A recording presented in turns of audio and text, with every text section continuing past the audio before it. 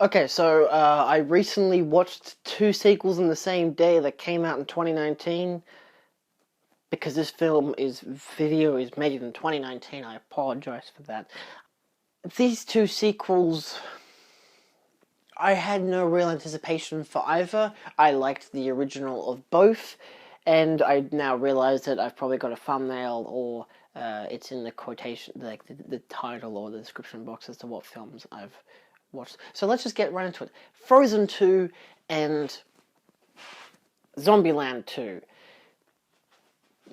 Two very vastly different audiences, two vastly different films.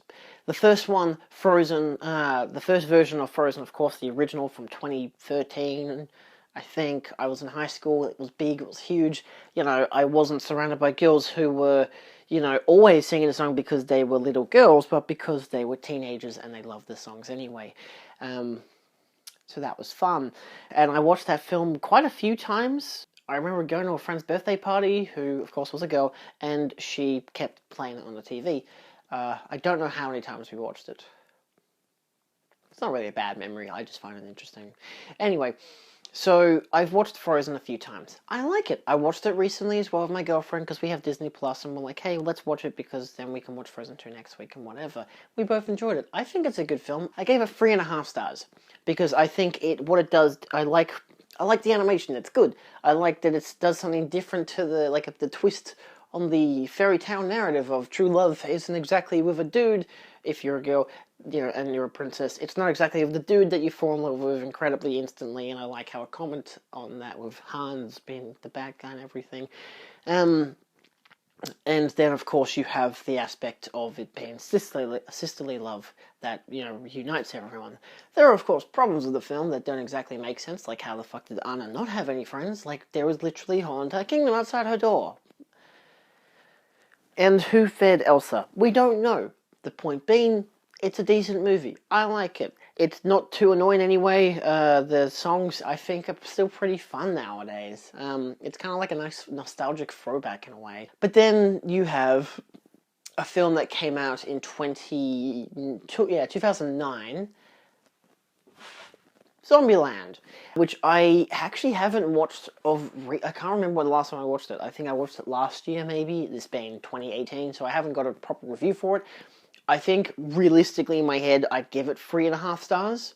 So there you go, 3.5 stars, because it's just a bit better. It's one of those, I say 3 stars is average, passable kind of movie. It's fine, it's alright, whatever. 3.5 is like, it could be considered a passable movie, but it has such unique qualities to it, but it doesn't have, it's a 3 to 4 star film, 3.5 to 4 star film, because it's got some, good acting to it, it's got good directing, it's a fun movie, it feels fun, you've got great, the Bill Murray scene in particular, you've got some great use of effects and stuff.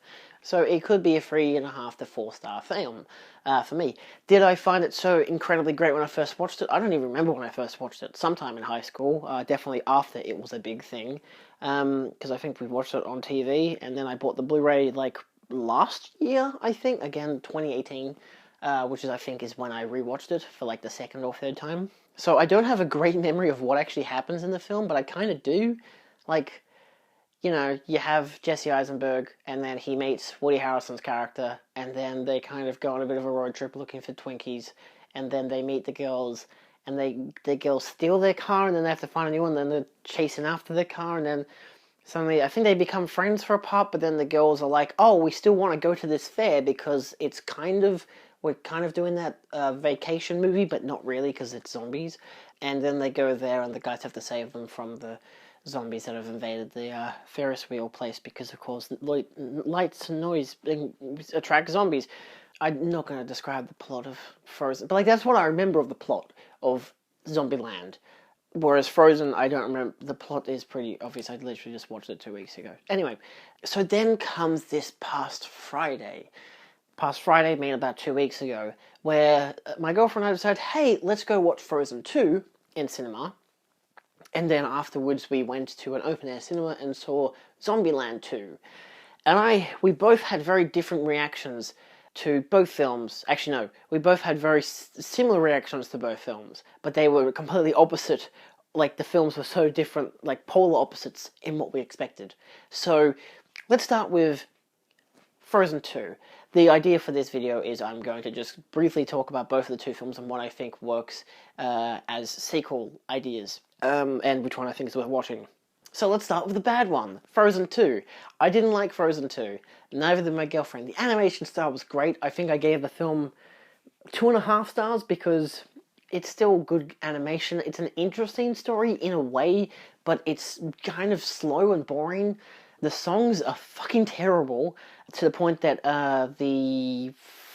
what the hell is the guy's name? The blonde-haired dude with the moose. He gets lost in the woods, and he sings a song about being lost in the woods, and it's meant to be a metaphor for not having love, but like they film it like it's an 80s music video, which they probably thought at the time was a cool idea, because they even have like a Bohemian Rhapsody reference in it as well. But the whole entire thing is so cringe, I hated it. The song especially was terrible, and that's my most memorable part of the whole movie because it's so bad I just can't get out of my head. I mean, look, Olaf is great in the film.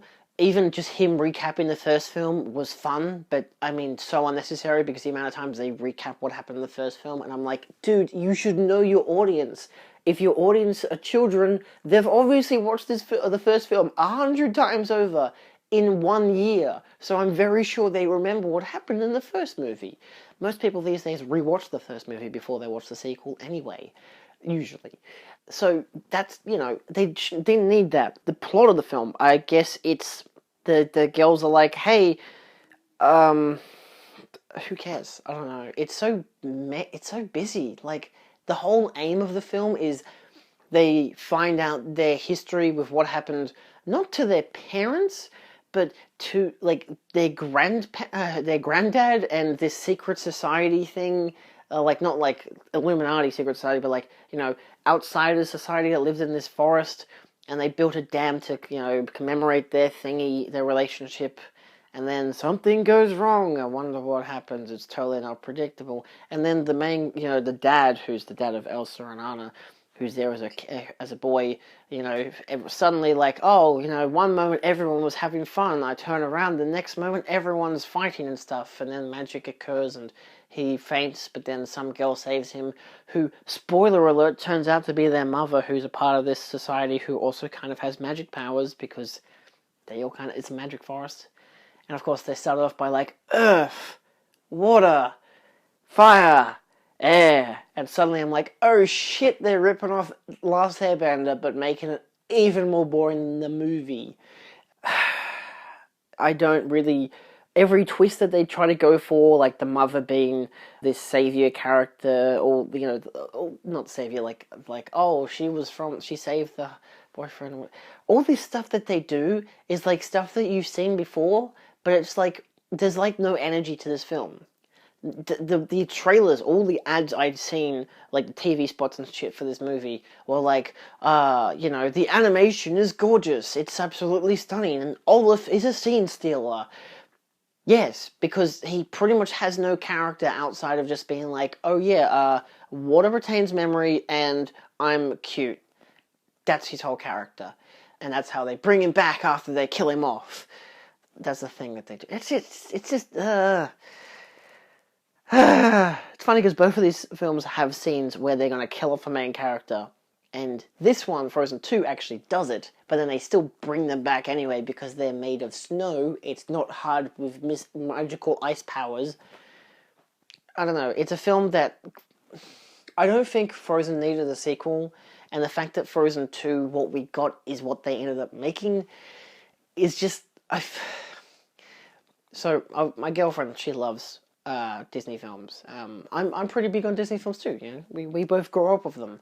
And so, when we were watching this film, we both got so bored that we played that Fun Wars game for like 10 minutes during the middle of the film, when it's meant to be the most interesting part, because it was so boring. I still know what happens, but it was boring. I've kind of forgotten what happens in most of the film, and I only watched it like 2 weeks ago, because it was so boring. Now, I'm not going to throw, shade on the first film, but this film does. This film literally has a moment where, in this kind of really cool, surreal, like, ice cave that Elsa winds up in, like, Elsa gets all the fucking fun parts in this movie. she ends up like seeing all these frozen versions of memories, but they're not. It's a weird mixture. It's like stuff that's from her memories from the previous film, plus memories that have literally we've already seen in the film, or except for that one that's like, oh hey, this is the thing that details what actually happened and why the two clans started fighting and whatever. It's like plot twist slash reveal. The grandpa was a dick, I guess. And it just has like all these recap moments from the first film. Like she starts dancing with the like that guy, the trader who has the like the obvious toupee thingy. Like when he bows, his hair goes like that. So yeah, and then I think there was a frozen version of Hans when Elsa first meets them, and she ends up being like, punches the snow version of him or something, or is like boo or whatever. And then of course the most iconic moment probably from the first film when she has her big, let it go song and whatever, and she does all that stuff, and it's showing that whole entire scene, but like in just has her character as a snow person, and she physically is like repulsed by what she's seen. Like she literally cringes at herself from the previous film, which is like set only like a few months beforehand, which is very weird. And I'm like, is this meant to be a joke for like older audiences who cringed at the first film? Because like most of us don't give a shit anymore, or we've literally moved on because it was 6 years ago. What the hell is going on right now? Yeah, there's not much to note in this film in terms of how it could have been a better sequel. It shouldn't have been there shouldn't have been a sequel in the first place. There was nothing to do. Like, they did the thing that you do in a sequel where it's like, oh, let's either do the same thing or we're going to expand. So it's like, we expand, but it's boring and cliche and predictable, and oh my god, it's like watching Homer in the episode of The Simpsons just fall down the rocks, and they comment saying like, oh no, he's falling down the water. Oh no, he can grab onto one of those rocks. Oh no, they're pointy rocks that are breaking his legs. It's just that gag. It's just the same stuff. Again, boring. Not saying that The Simpsons gag is boring. I don't really know why I mentioned The Simpsons gag. It's a good gag. Anyway, the point is that this film is Homer falling off that cliff and then getting shredded at the end. Shredded from everyone's memories, from the fact that it existed in the first place. I don't know why it does, outside of money.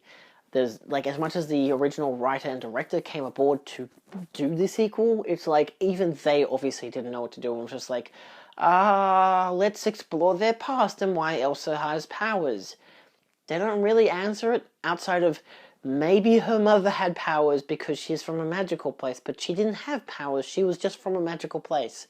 So there's no reason why Elsa actually has powers, outside of just because the first movie existed, and that needed to happen, because obviously it's called Frozen. So yeah, would not recommend Frozen 2 to anybody, probably not even children. Because I don't even know what the moral of the story is. It's just, I don't know. It's either there was one and I've forgotten it, or it was just that bad. So let's talk about the better film of that night, Zombieland 2. Again, I gave Zombieland, actually, I gave it 3.5 stars. And this is while I'd eaten some bad sushi that day, so I got food poisoning, and so the last half an hour of the film, I was just going to throw up. So that's some context, because I did end up throwing up after the film, which was annoying because during the last 5 minutes of the film, I was standing, like, because again, outdoor cinema, I stood at the top of the hill, just waiting for it to end. Then it finally ended, and I walked down to grab my stuff and to walk away with my girlfriend, and then they had a mid-credit scene. I'm not going to say what happens, except that it was amazing, and I love that they had it, and I'm like, why do I have to be wanting to physically throw up right now? I want to be enjoying this, so I'm definitely going to get it on Blu-ray, because I really enjoyed the film. I thought that the first act of it was a bit cringy for the idea of like, oh, in the trailer it shows off, them all in that grain field, and then it has a slow motion part. I'm like, it's funny, except that because I've seen the trailer, I don't think it's really a second time viewing experience, and the music to it was kind of, yeah. It was obviously meant to be funny with big heavy rock music or whatever, but the song choice they had was terrible. But the slow motion gags were, I guess, funny. It was a bit weirdly directed, but outside of that, it's fine. And then, of course, the girls leave, again, and suddenly they've met that other, Who's the girl who's in the pink? Oh my god. I want to remember her name because she's the best part of the film. Which is weird because when she comes in, she's like, she plays the dumb ditzy blonde character who ends up just sleeping with Jesse Eisenberg, and it's just like, she's a complete idiot. How the hell did she survive? And she's been surviving in like a freezer for the whole time, and they're like, you know, she's wearing this big jacket and everything. She's like, it gets really cold in there sometimes, and they're like, why don't you just turn off the freezer? And she's like, well, duh, because the zombie... Actually, no, I think she's like, because I couldn't find the switch. She gave up on finding the switch, so she just let it be. So this is Zombieland Double Tap, not just Zombieland 2. Zoe Douche. I believe that's how you pronounce her name. I think it's German. She's great. I love her. I've seen her in other films. She's great in Everybody Wants Some. I think that's my favorite film that she's in, but I've also seen her in Dirty Grandpa. I guess she was in Amazing Spider-Man. I don't remember it, nor do I remember her being in Disaster Artist, because I don't remember anything from those two films, because they're really bad. Well, I wouldn't say Disaster Artist is really bad, but it's not great. Anyway, she's great in this film. I really loved her performance. After, like, she becomes the ditzy blonde, you really start to like her character, because obviously the cliche thing is Emma Stone comes back, and then boom, she discovers that Jesse Eisenberg has been sleeping with the dumb girl. And it's like, oh, of course, you're sleeping with the dumb girl. You got over me quickly. It had been a month. So it's like, you kind of expect, it's like, oh, no, they're going this route of the whole, oh, they've broken up, and then they're going to have a fight because he sleeps with some other girl. Like, they would if there were actually, you know, regular people around if it was a normal circumstance. But of course, because of the zombie apocalypse, it's like, well, I mean, dude, he's lucky he got laid in the zombie apocalypse as it is, from two different girls. Emma Stone being one of them.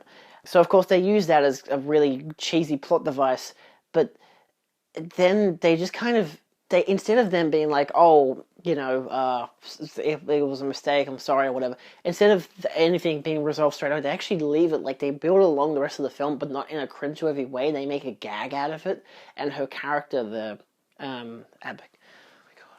Douche's character is really funny. I just have to say that. So every act feels uniquely different. The first act being with, you know, oh, we've got to set up where they've been, and then the girls leave, and then they go on a road trip to find the youngest girl, called Little Rock in the film, of course, who's not in the film very much, and she's driving with some hippie dude. You see it in the trailer, so it doesn't really matter. But they're looking for her the whole time. The second act, they go to Elvis Presley's house, or like the museum version of his house, whatever, and there's Rosario Dawson, and then Luke Wilson and that other actor comes in. Rosario Dawson's great. The whole part there is really great. There was a part earlier where they've got a great gag with a minivan, but they find the big bus, and they do this whole thing where they're like, you know, Jesse Eisenberg gets to the top of the bus, and he's calling out numbers as to, like, the time slots as to where these zombies are coming in from. They filmed it and shot it as in, like, this one, and they show Woody Harrelson killing a zombie, or they do Emma Stone killing a zombie, or Jesse Eisenberg shooting a zombie, you know, that kind of stuff. I feel like it would have benefited from a god's eye view, like just a god's eye view of the whole thing, and just a different zombie running in. Oh, that time, boom, shoots that guy. That time, you know, just, that would have been... Where was I? Sorry about that. Dogs exist, and they're annoying. I'm going to stand here so the poster can remain. Yeah, so I feel like it should have been a god's eye view, would have made it more interesting visually, at least. It's just cutaway things of zombies exploding and stuff like that. They do have an introduction of 3 new types of zombies, which I think is very interesting. They have the Homer type, they have the... I don't remember what the second type is, but I know the third type, which becomes a big thing in the film, is like the T-800, which is obviously a Terminator reference, because no matter how many times you shoot them, they never go down. And that makes it kind of more interesting, but they don't really utilize that to the best of their ability outside of, like, there's no real extremely tense or horrifying moments with it. To be fair, there isn't really much horror in this film. Yeah, there's zombies, but it's more or less just kind of a fun movie where they just kill zombies the whole time.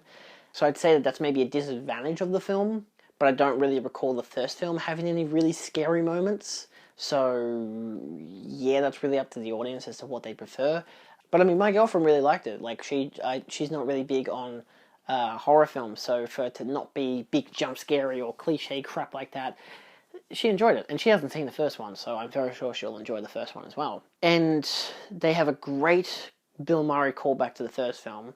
They've got a great one-shot take of a fight between, a really focused fight between a few of the characters. One thing I wasn't excited to see was Luke Wilson's character with the other character, because they are meant to be, of course, a carbon copy of Woody Harrelson character and Jesse Eisenberg's, and obviously Emma Stone. It's like, oh my god, I'm seeing double, pretty much. It's meant to be a obvious gag, which of course they showed in the trailer, and I'm like, oh no, this could get bad. But actually, it's kind of fun because it's very short lived, and I think it works because it's so short lived. They don't bring it on through the rest of the film, and you have to deal with really awful gags about it. It's just like the dumb blonde character at the start of the film, she's a repeated gag, but it gets better every time because her character is so good and the way she portrays her is so good, and honestly probably the best performance in the film. And then the third act is this other big thing. I won't say what happens in case you want to watch it, but I definitely think each act is very different in what happens, and I think it's a good film. I think, as a sequel, it's one of those sequels that does kind of the same thing, but just differently, because the first one is so focused on just the main four characters in developing them, and they don't have any real other human contact. There's no sudden, look, it's a bunch of cannibals, or a bikie gang, or anything else The Walking Dead has pulled out of their ass. Instead, the first one is very isolated. It's about the world they live in, how these characters are surviving. Each one has a unique personality, and I like that. The second one doesn't really change much to their personalities, but it gives them, Woody Harrelson is big on just Elvis in this film. The previous film was Twinkies, this time it's Elvis. But, that whole thing gets kind of resolved really quickly. So, yeah. What is it? I think it's Abigail Breslin, Little Rock's character. Doesn't have much of an arc, doesn't really do much in the film. Obviously, she's definitely the lowest point in the film of the main four characters. Emma Stone's perfectly fine. It's good to see her. It's good to have them back, kind of thing. Her story is mostly just wrapped up with Jesse Eisenberg and their romance plot and whatever. But they do kind of figure their own things out, and you get more character development in that. So you get more addition to the characters, which is nice. And the additional characters, I think, are really fun. There's a lot of great side characters that come into the film. Again, Luke Wilson, Rosario Dawson, Douche. I'm just going to keep calling her Douche, because honestly, I don't know how to pronounce her name. And I think it is Douche. And they're all pretty great. It has some great cameos. It does have a big cameo that is really fun. I think the third act actually is really cool, and it has a great fight scene at the end. A thing that you could kind of maybe expect that they do. It's almost very similar to the original, to the first film, but they have it uniquely different enough that I think it's really cool. They give themselves a big deficit. They're like, let's take away this main thing, see how they survive. And it becomes really fun. There's an ex machina, but it becomes really fun, and you get some really good character bonding moments, and you really feel for the characters. It's pretty good. Tops off with some great gags as well. And then, of course, you have the post-credit scene. And it's they leave the film open for a sequel to oh, we might see you again, because obviously they've put in Jesse Eisenberg as a narrator the first film, but this time he's oh, welcome back, since you've been gone. So it's obviously been it's self-aware that it's a movie through its use of narration, to the point that I think they actually have a thing about there being 8 billion people in the world, but I'm very sure that was only as of 2018, 2019, not when this film was done. But then they have gags about oh, that saying is so 2009, and all these other self-referential parts, which I think also really helps the film. So I think this film definitely is a good sequel. It's a good addition to the first one. It's very similar to the first one, but unique enough, actually quite unique enough in its own way. So I'm very happy with how this film turned out. I was scared after watching the trailer that it was going to be like Zoolander 2, and I'm like, oh no, this could be awful. And there have been some mixed reviews, but most people say it's pretty much the same, but not better than the first one, because I think the first one was so kind of unique in its presentation and just everything about it. The opening montage of the first film is not beat on the second one. The second one, of course, is that open paddock scene, which poor music choice, but I think it still has some nice use of editing and stuff like that. So of course you have like a zombie getting punched, or you have the words of one of the actors and they walk through the words as the word explodes. They of course have their familiar like, oh, kill of the month or kill of the year even, which is quite nice. It's just a good throwaway gag that they of course do like the first film. And I don't think there's much else to say. Like, I apologize if I spoil anything from the film, but I still think it's worth watching, especially if you'd like the first one. And you can watch it without having seen the first one as well. You don't get the same kind of character development, so you might think it's a lesser film because of that, but if you watch the first film, you already have the characters established, so they don't need to really develop too much more. But the main four group does have relationships with each other that develops throughout the film over the whole runtime, which I think still works enough. It's not as strong as it could be, but it's still pretty good. And it looks like everyone, except for maybe one or two of the actors, had some fun while they were making the film, which is nice. It's nice to see that. But then, of course, you have both of these two movies, Frozen and Frozen 2, and what can I say about the both of them? What overall is the point of this video?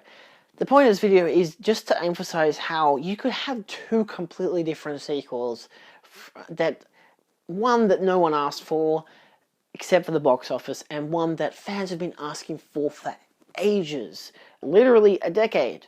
And then I didn't hear much about, Frozen, actually, to be fair, I haven't heard much about either of these two films outside of what I've seen on Letterboxd for reviews. Like, I saw some people reviewing this Zombieland 2, they said it was alright. And then you had people reviewing Frozen 2, and they're like, dude, this film sucks. And I'm not going to say that, obviously, I don't think that those reviews definitely did not sway my opinion about my viewing experiences. Definitely, it was my own... much agreed on by myself and my girlfriend as to how much we did not like Frozen 2. I think I liked it a lot less than she did, but to be fair, I think we're pretty equal. We didn't like the songs, we thought the animation was nice, and that Olaf was fun because, of course, he's whatever, comic relief. But then the film was boring and uninspired and just lacking in energy and everything. Whereas Zombieland 2, a film that you probably would expect to be shit because the first one was great, but it's like, oh, the second one could be shit because it's been 10 years. It's hard to say that they're actually going to make a good film out of it, and all this anxiety can surround it, but they pulled it off. I think they did really well. So, in summation, some sequels don't need to exist. Cough, cough, Frozen 2. But I think there are definitely the odd occasion where a sequel can be something stand out. Like, this could be a Blade Runner 2049 situation where you've had 20, 30 years to make a sequel, and the sequel is superb.